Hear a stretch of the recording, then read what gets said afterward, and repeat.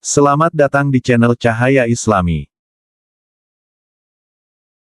Assalamualaikum warahmatullahi wabarakatuh, sahabat Cahaya Islami. Pernah lihat gunung tinggi menjulang dan berkata dalam hati, Masya Allah, indah banget. Tapi tahukah kamu, gunung bukan cuma pemandangan Instagramable atau objek wisata. Gunung adalah pasak bumi yang menjaga kita dari kehancuran. Dalil utama, Qs. An-Naba 6-7. Bukankah kami telah menjadikan bumi sebagai hamparan, dan gunung-gunung sebagai pasak, Qs. An-Naba 6-7. Dalam bahasa Arab, kata autad berarti pasak, tiang panjang, atau jangkar. Ini menunjukkan bahwa gunung memiliki fungsi struktural yang menstabilkan bumi, bukan sekadar bentuk fisik biasa.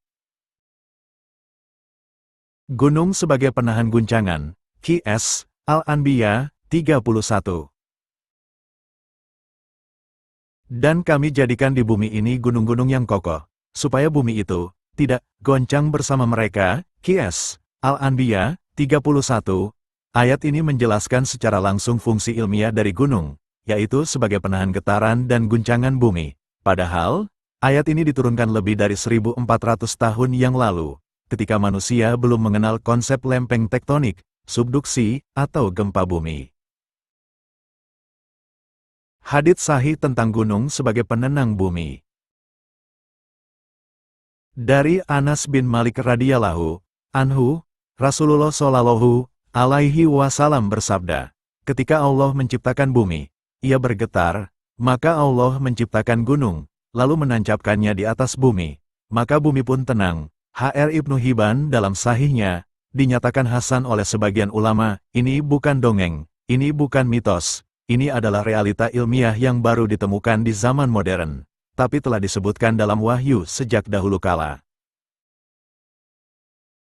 Penemuan ilmiah yang mendukung. 1.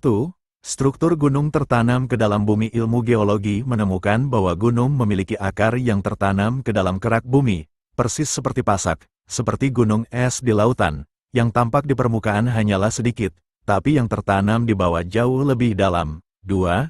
Zona pegunungan sama dengan zona penahan lempeng di area pegunungan. Pergerakan lempeng bumi menjadi lebih stabil.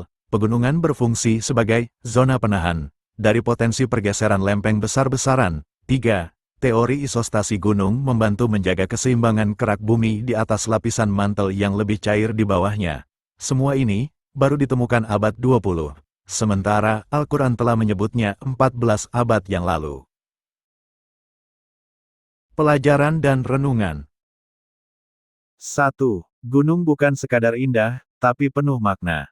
Ia berdiri kokoh sebagai penyeimbang bumi, sekaligus simbol kekuasaan Allah Subhanahu wa Ta'ala. 2. Ayat-ayat tentang gunung sama dengan bukti mukjizat ilmiah Al-Quran.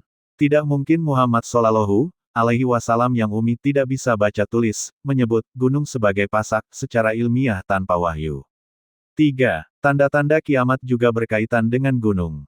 Suatu saat gunung akan dihancurkan, dilempar seperti kapas, hilang dari tempatnya. Qs. Al-Qoriyah 5, Qs. An-Naziat 32. Gunung memang diam, tapi ia memikul tugas berat. Kalau gunung saja punya peran, bagaimana dengan kita yang terus berjalan di atas bumi? Sudahkah kita menjadi penyeimbang, atau justru penyebab guncangan dalam hidup ini? Sahabat Cahaya Islami, jangan lupa untuk like, subscribe dan sebarkan kajian ini. Insya Allah, kita lanjut di seri selanjutnya. Wassalamualaikum warahmatullahi wabarakatuh.